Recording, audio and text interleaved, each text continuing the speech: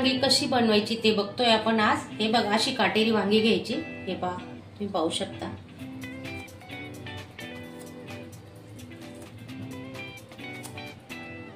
असे साफ करून घेऊ आपण आता।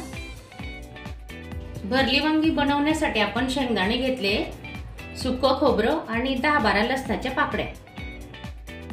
हे बघा, असे कट करून घ्यायचे आतून।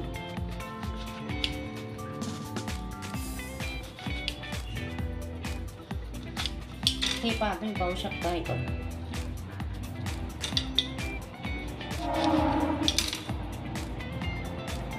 अशी सर्व वांगी आपण आता कट करून घेतो।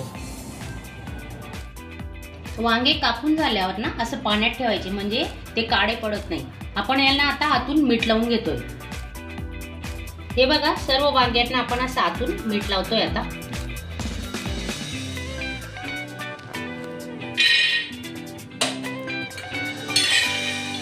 शेंगदाणे चांगले भाजून घ्यायचे, ते आतून कच्चे राहायला नको ना, म्हणून त्यांना व्यवस्थित भाजून घ्या।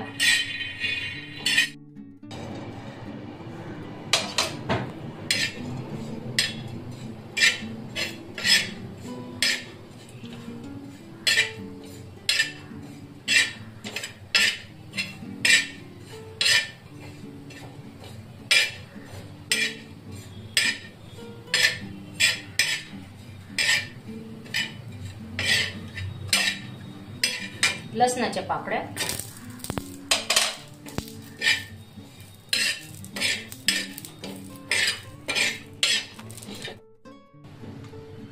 एक पडी तेलात आपण आता वांगे वाफवून घेणार आहोत। आधी अर्धा चमचा जिरे,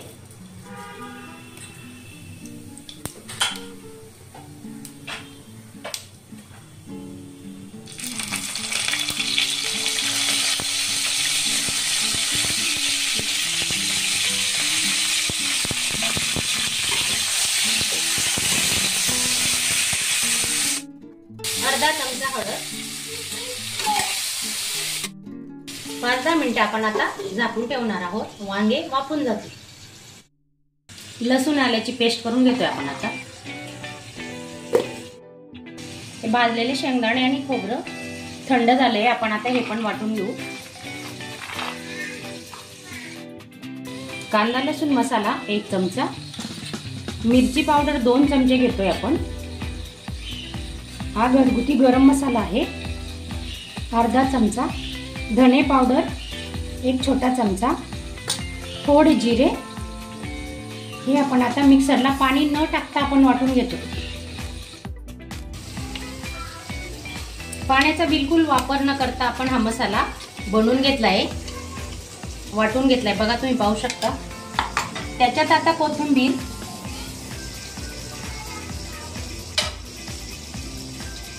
आणि थोडं तेल टाकतोय आपण, अर्धी पडी।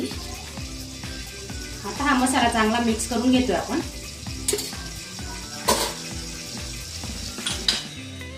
आपण वांग्यांना पण मीठ लावलं होतं, आता पण थोडं मीठ टाकते। बघा, तुम्ही पाहू शकता। आता मसाला चांगला मिक्स करून घेऊ। हाताने मिक्स करायचा मसाला। आणि तुम्ही नवीन असणार चॅनलला सबस्क्राईब करा, लाईक शेअर करा। स्वादिष्ट मेनू चॅनलला नक्की भेट द्या। हळद, अर्धा चमचा हळद घेतली आपण। वांग्यांना पण आधी थोडी हळद टाकली होती, थोडं धने पावडर। आता हा मसाला आपण चांगला मिक्स करून घेतोय।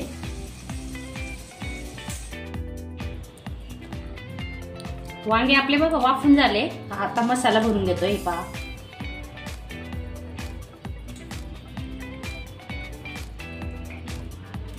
शिजलेले ते आता फक्त 2-3 मिनिटं आपण वाफवणार आहेत वांगे। हे बघा, पूर्ण मसाला असा भरून घ्यायचा आहे। हे पहा, त्याच कढई ती वापरलेली आपण वांगे वाफवलेल्या कढईमध्ये आता थोडं तेल टाकून घेतोय।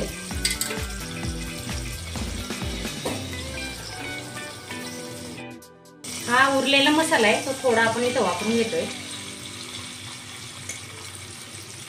थोडा वरून टाकणार आहेत आपण।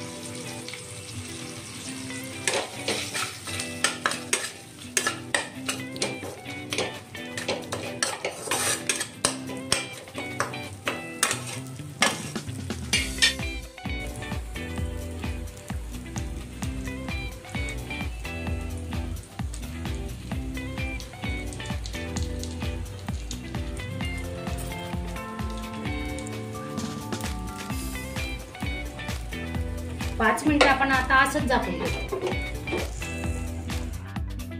तेवढा पूर्ण मसाल्याचा वापर आपण केलेला आहे. तुम्ही चटणी कशी खाता त्याच्यावर अवलंबून असतं. थोडी कोथिंबीर,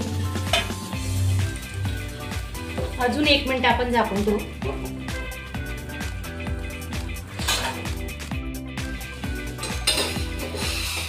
थोडंसं अगदी 2-3 चमचे गरम पाण्याचा वापर करतोय आपण. हे बघा,